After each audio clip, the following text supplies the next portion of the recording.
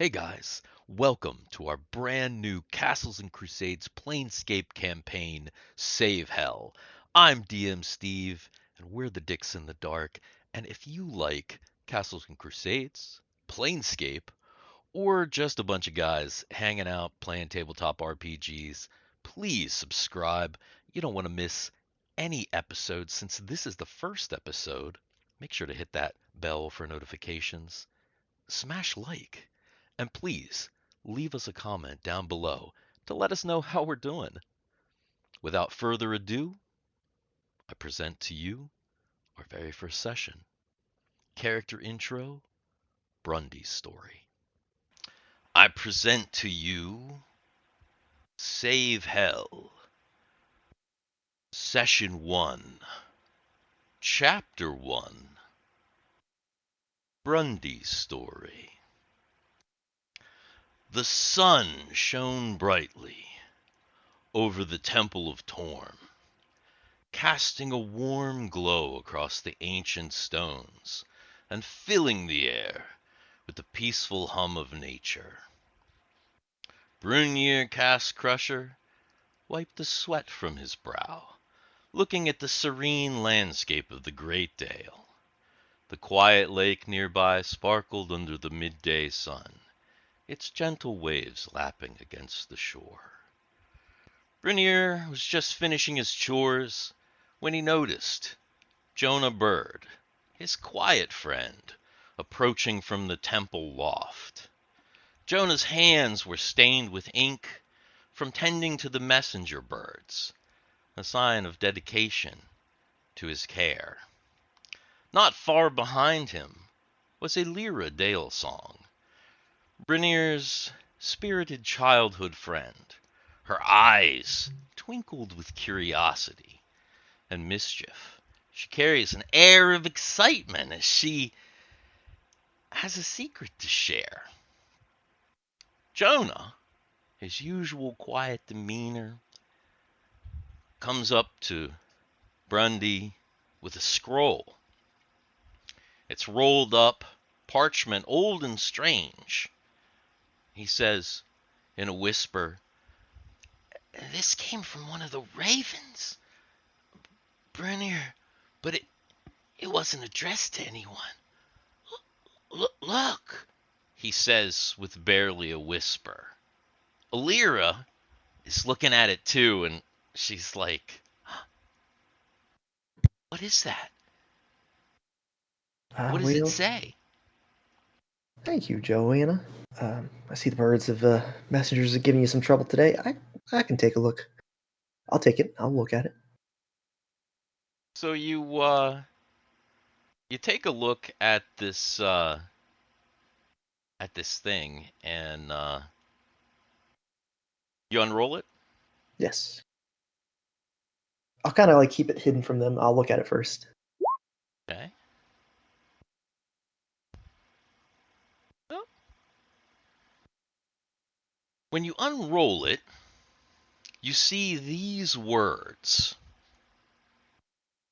Do you read them aloud? I read them to myself first, but then I think this is just some poetry. What do you two make of this? Ooh, ooh, ooh. Let me see. What is this?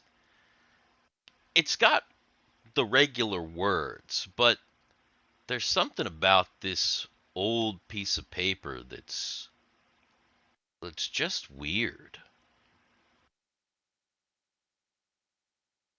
Now, I see roots of the tallest tree in there. Is there like a super tall tree of the town? There is, in fact, there's a massive oak.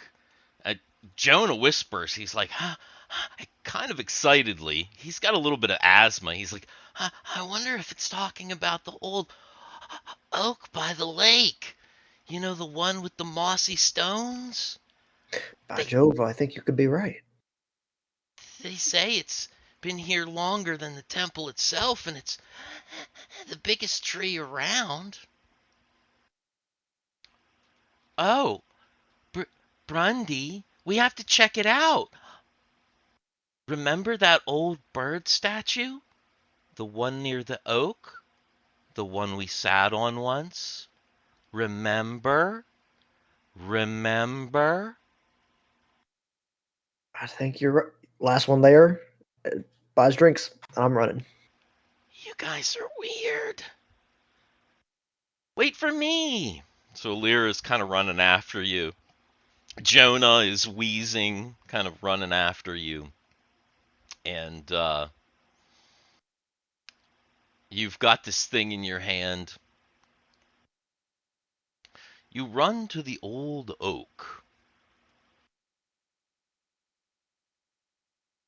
And there you see it. Just like you remember. With the weird little bird statue. It's a giant tree. It's got some kind of ancient stuff around it. It's predates the temple. Generally, you kids have just hung out here, you know, playing around. The tree likely has some carvings in it. You know, there's probably some bees and whatnot in the knotty oaks.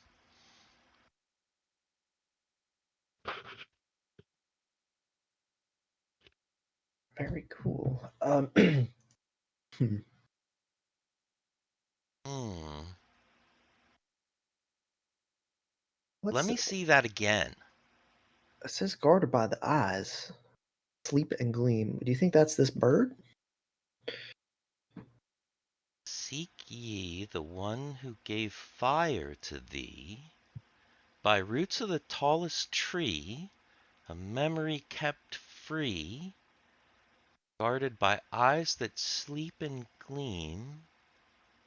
'Neath shimmering shade follow the dream. Maybe. We've sat on this old bird 1,000 times, but I guess it's worth checking out. Yeah. What's the shimmering shade though? Have you seen shade that shimmers? Then I'll Ah, I'll start looking around for like weird looking shadows. sure. You're looking around. The tree, of course, casts a shadow. Also, these weird kind of obelisks and things cast a shadow. The owl itself, of course, does cast a bit of a shadow. Hmm. Go ahead and maybe make like a notice check, like a give me like an intelligence. Oh yeah.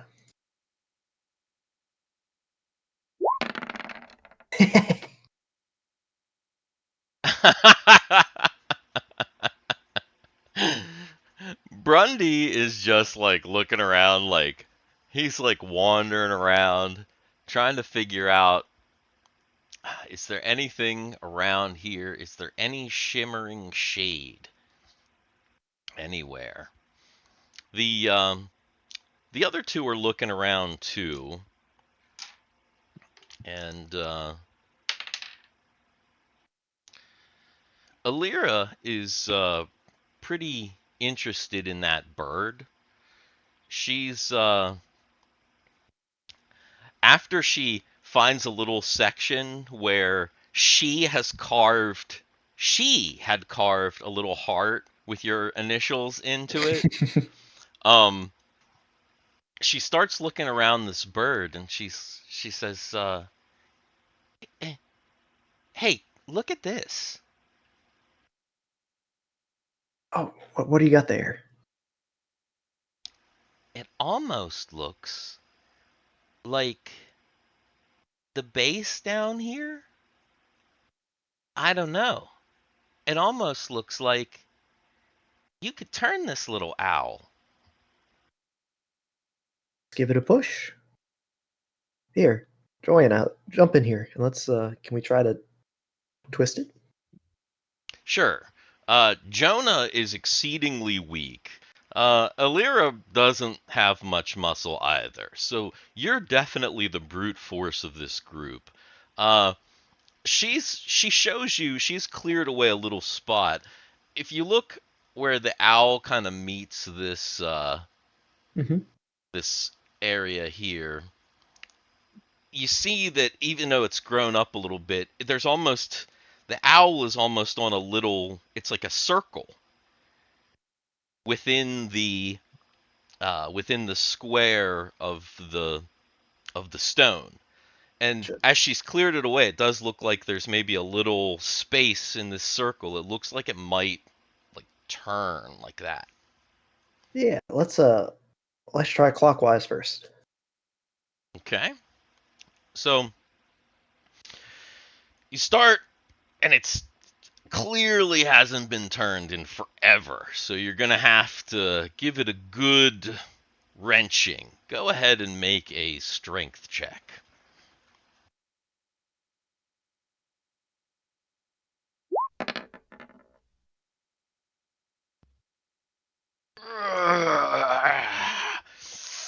It took all your might.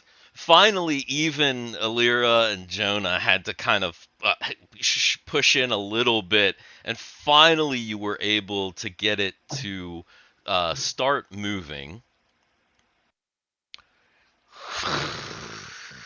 It crunches as it turns, and finally, as you turn, you see that the eyes of the bird seem to be glinting, catching the light in a certain way where there's almost a little glittery beam pointing to this area of shadow, maybe about 10 yards away. Well, gotta investigate it, following the thread. So, What's that?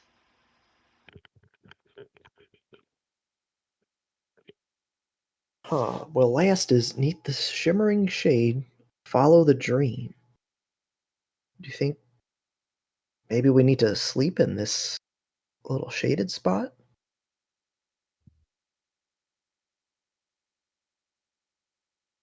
I don't know.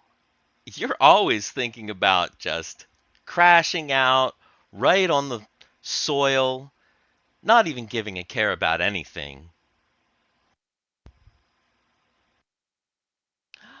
I guess it's worth a try. Are you tired?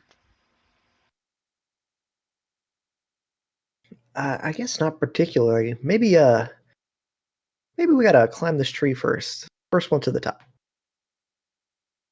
and then take a nap after. All right. I'm not good at climbing though. Remember that one time I fell out of this tree and broke both my legs? Here, I'll even give you my grappling hook. Give you a little bit of head start. Okay. So you're climbing the tree. You're having no problem climbing the tree. I'm not even going to make you make a check. You're very physically fit. Alira kind of races up the tree, happy to be by your side. You give Jonah your hook and your rope, and amazingly, Jonah actually gets up and he kind of joins you up in the tree. And it's a great, huge tree. How far do you go up? They really only go up to like the first set of Oh, branches, but this is no. like a massive tree. He's going almost to the top. Like, Okay. as far as up as the branches will support him and his weight. Okay. So you climb this tree. I mean, really climb it. You're getting up there, and go ahead and make another intelligence check.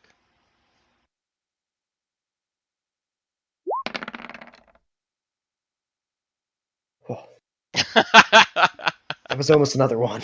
I saw. You're like looking around, and man, nature is beautiful. Life is beautiful. Probably just look at it for a while, and if they're lagging behind, I'll pull out my sketchbook and maybe do a quick little sketch, like a just 5-minute rough sketch of the view. Okay. Make a wisdom check. Unless you have an do you have any Skills. artistic skills? If not, then make a wisdom check. Hmm. I have supplies for it. Like I can't. Yeah, I no, know I have well, the yeah, supplies of for it, but no course. Yeah, skills. yeah, No, I yeah, yeah. don't. But no, yeah, then wisdom is good.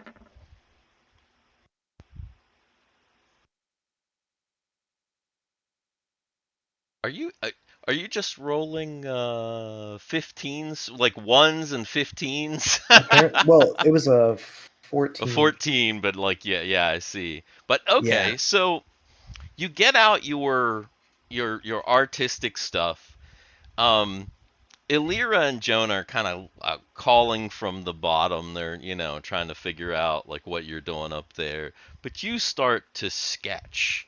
And as you're starting to kind of sketch out things, from this height, you can see that you can see clearly.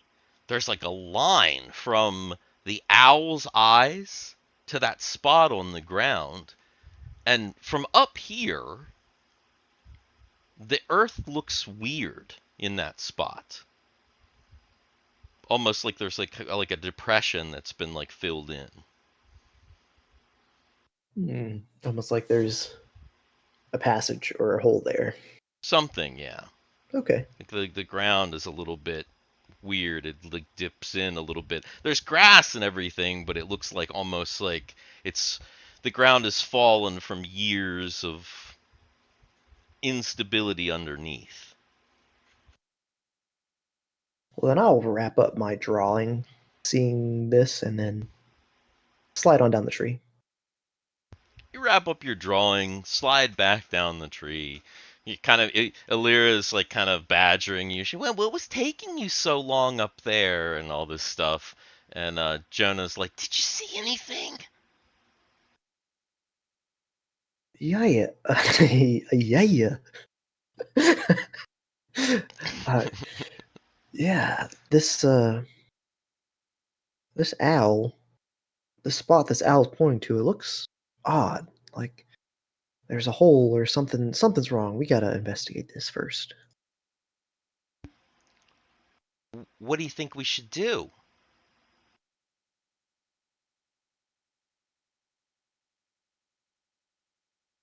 Oh yeah. Ground looks like it's indented here. And he's kind of pushing his foot in the spot where Hmm. you were talking about. And you can see, like, even when you're near it, you can kind of see. You never noticed it before because the forest floor, it's covered with like rocks and moss. And so it's like, it's kind of this part's like kind of hidden under moss. It's not something you would just see. It's like off the path. Is it soft ground? Can I like move it with my hands? Like start trying to dig there? Very soft ground because it's like moss. You know how like the ground Yeah. with moss is very, yeah, you kind of pull away the moss and you can kind of pull away the ground really, actually quite easily. All right. That's what I would start doing, and say, um, "Hey, jump in. I think we should dig here." Okay. You start digging and your two friends, they kind of get on the ground and they're, digging with you. And as you're digging, you find a little box. It seems like there's a little, maybe like a little iron lock box, maybe about 5 inches by 6 inches. It's very crude looking. Oh, this is it. I think we found it. Um, Buried treasure. I guess Joanna, you brought the note. Do you want to open it? Me? No way. What What if there's something creepy in there? I don't want to open it either. You're the big and strong one, Brundy. You should open it. All right. I will, without hesitating, just try to open this box. You try and open it, and it's like it it's got dirt on it and stuff. It's like kind of Mhm. hard to open. You have to brush it off a little bit. As you're brushing it off, there's like dirt. Make an intelligence check.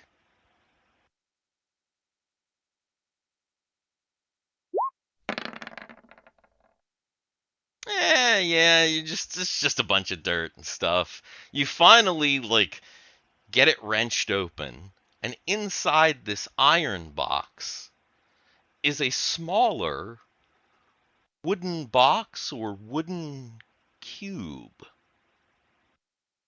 It's it's weird. It's about the size of a Rubik's cube, and it just looks like a sanded perfect wooden cube, but made from multiple pieces of wood, and you can kind of see the wood grain. So it almost does look like a Rubik's cube that is just put together, like almost. Well, what was all that for? For a wooden cube? I'll I'll grab it. I'll take it out of the box and hold it up. You take it out of the box and you hold it up, and like I said, it looks like it's made from different pieces of wood, so it looks like it's possibly hollow. In fact, If you knock on when it, yeah, you knock on it, you actually think you hear there's like a rattling. It sounds like there's something in it.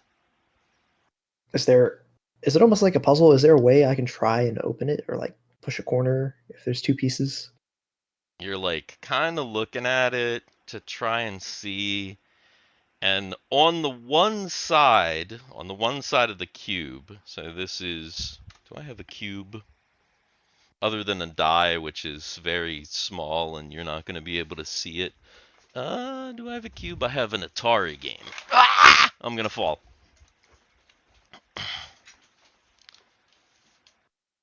This is your cube. Okay. Okay.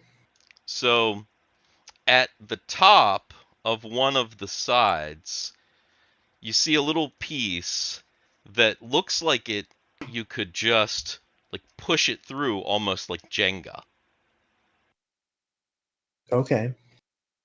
So so if this was the cube and then like the cube goes this way, there almost looks like there's a thing that you could push and then push through. Okay. Yeah, I will do that. I will push out that piece and try to catch it on the other side and pull it through. So you're looking at the cube, you hear the rattling, you push the top piece, and as you push the top piece, something falls out into your hand on the other side. Is it just the wooden piece that I would expect? No, it's something else. There's a silver ring in there. Just like plain silver band, no gem. No gem, plain silver band, but not totally plain. It's got a flame design around it. And when you touch it, there's something familiar about it. Why do I know this? Seek ye the one who gave fire. Hmm. This is strange. Wait, you know this? I can't explain it. Yes, but no. Hmm.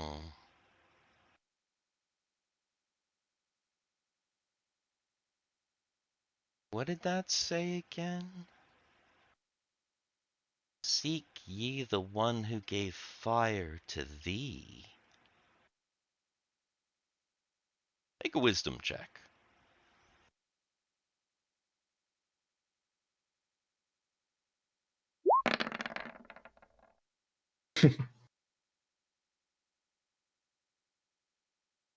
You're just kind of staring at it, but these are your close friends, so they've known you for a while. And they kind of look at each other, and then Jonah kind of goes, "No, no, no, no." And then Alira kind of says, "You don't think this could have something to do with your dad?" And Jonah's like, "No, shut up." What would he have to do with this? I don't know. You said you thought that ring, it seemed familiar, right? You think it was his? Well, your mom, she's always telling you not to ask about him, right? Right. And isn't she always warning us about playing near this old oak? So you think she knew? You think she was hiding this from me? I don't want to start any drama. You know me, I'm drama free. But maybe. And then, yeah, Jonah kind of does the same thing that Dan's doing right now. He like face palms and he's like, has his head in his hand. And he's like shaking his head. And he's like, oh Well, I have to know. I gotta find my mom. no. And I'm just thinking about putting on the ring as well.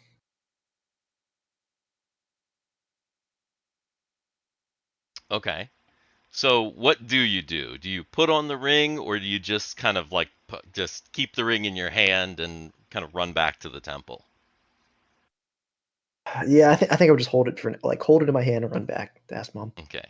Are you gonna leave your friends in the dust? Mm, Probably. Basically.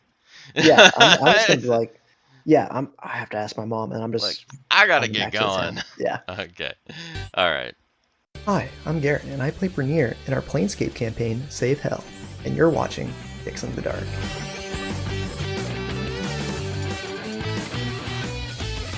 Okay. All right.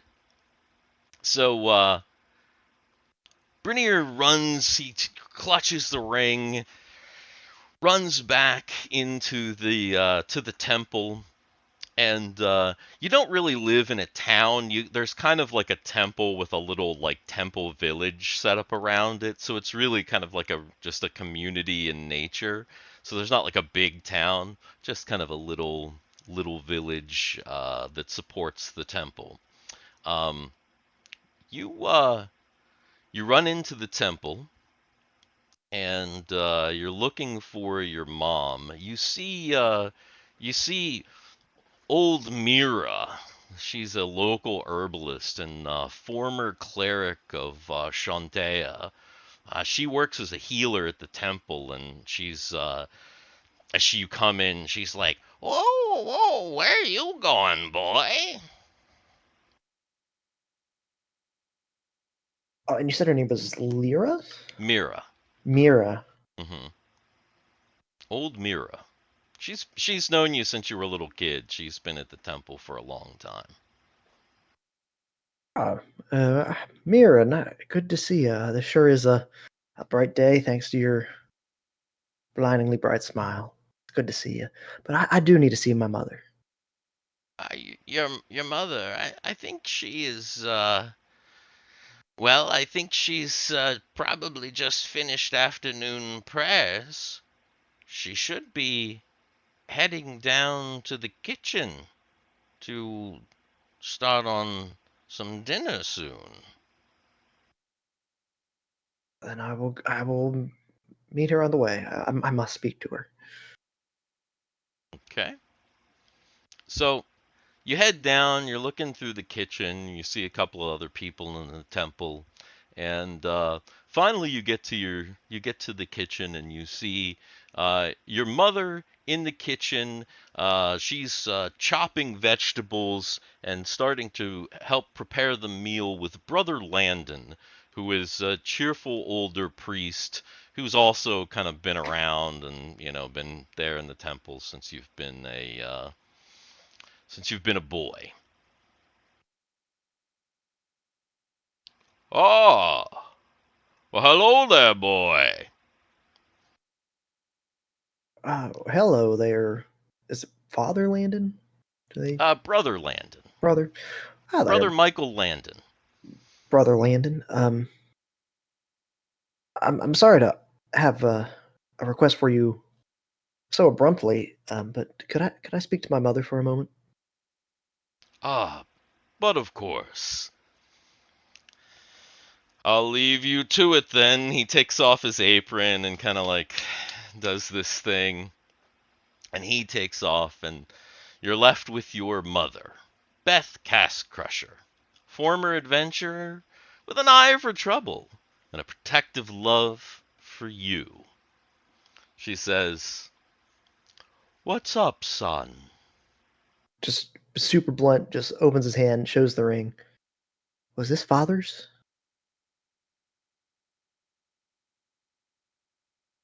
Where Did you did know you get about this? where did you get that? Where do you think I got it?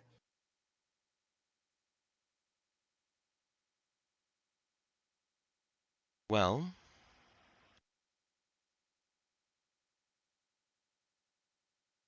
did you find the other part?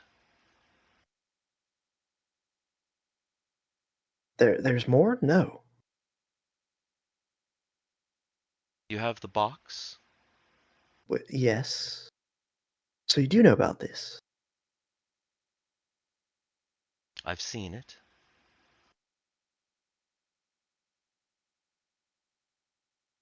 Well, why is this hidden? Why would what are we trying to hide here?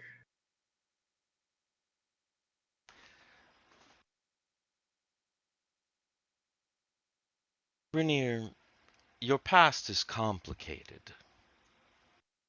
My past is complicated. There are things well, things that I can't tell you yet, that you'll have to discover on your own. It's one of the reasons why I brought you here to the temple to train. You've become strong. How do you feel?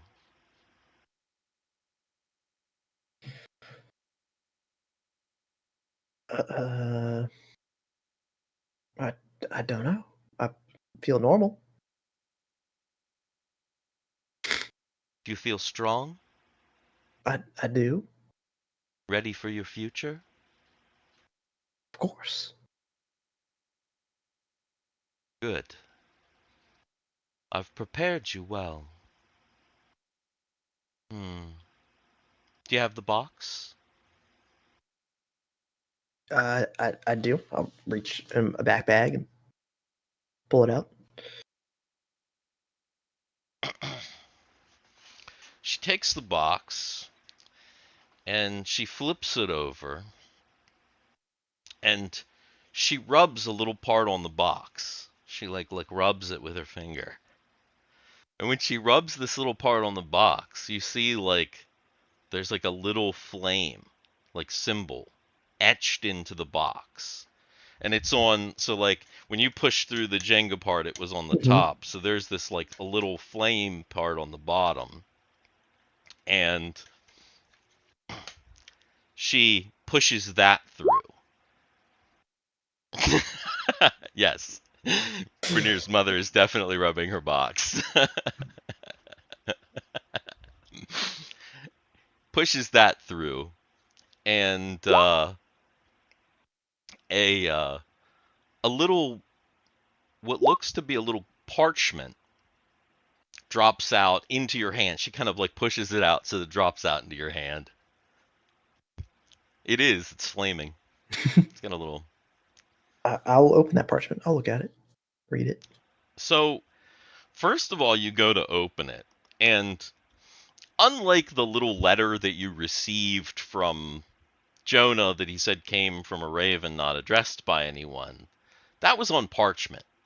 Mm-hmm. As you start to open it, it cracks a little bit, and you realize that this isn't parchment, that this might be some sort of skin. Almost like a hide. You realize not a hide, because as you unroll the cracking paper, it's literally the skin of the back of someone's hand with a little bit of like finger part still attached. So it looks like somebody took the skin of their hand and just like cut like that. Just the top of the skin, peeled it off, and then like to get a message off of here. And the writing is weird, but somehow you feel like even though the letters or symbols are kind of unusual, there's a familiarity to it, and you can in fact read it. And this is what it says in the box.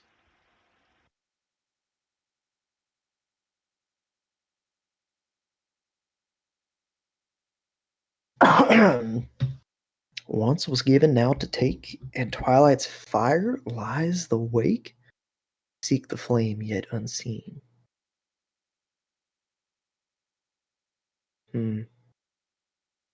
So I suppose this means the ring is for me. The ring is for you, son. Though, how did you find it again? Well, Jonah found a message. It wasn't addressed to anyone. And I thought I would be able to read it and know who it's for, but I just investigated myself. Hmm.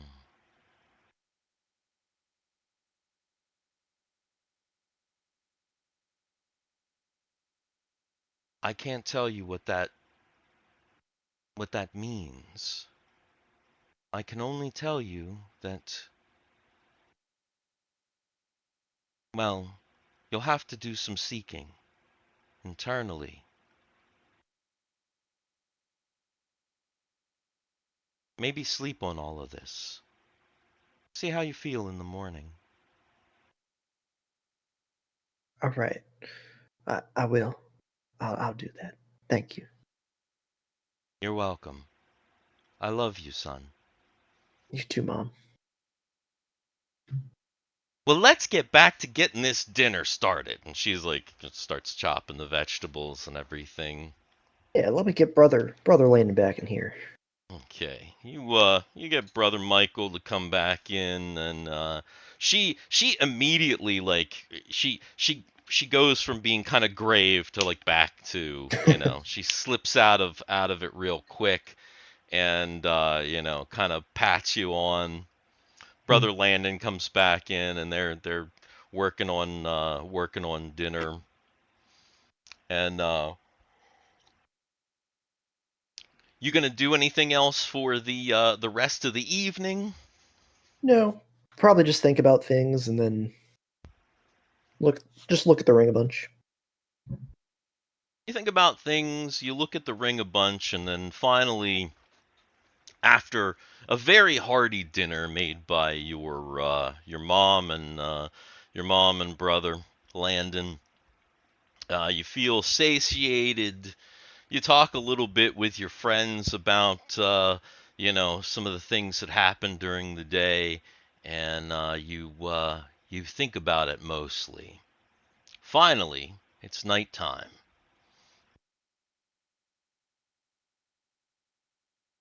I think I'd Everybody's turning in. yeah get ready for bed, just thinking about it, and just maybe put on the ring right before bed. So you're just lying in your bed, you're thinking about it, and when you're thinking about it a little bit, you realize something that didn't occur to you when you opened that iron box, which you just left in the woods. You didn't even really think about it. Yeah. When you opened it, after you cleared off the dirt, you were so worried about getting it open you didn't notice, but it almost looked like there were scorch marks all over it, like it had been in a bad fire.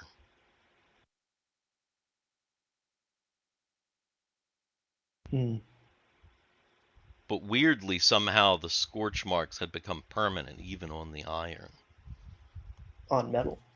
Mm-hmm. Mm-hmm. Weird. As you slip on the ring,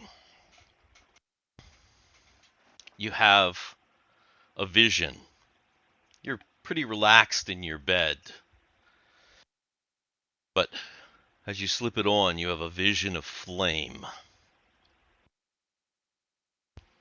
And as you drift off to sleep, you feel yourself falling. Falling. Is it a dream or is it real? Where will you be when you wake up? And that is the end of Brundy's story. Hey there, this is Garrett from Dicks in the Dark. If you like Brunyr and Brundy's story, make sure to like the video and subscribe so you don't miss the upcoming character story by Dan as Reginald next Saturday. These character stories are all leading up to the premiere of Castles and Crusades Planescape Save Hell on January 4th, which you won't want to miss.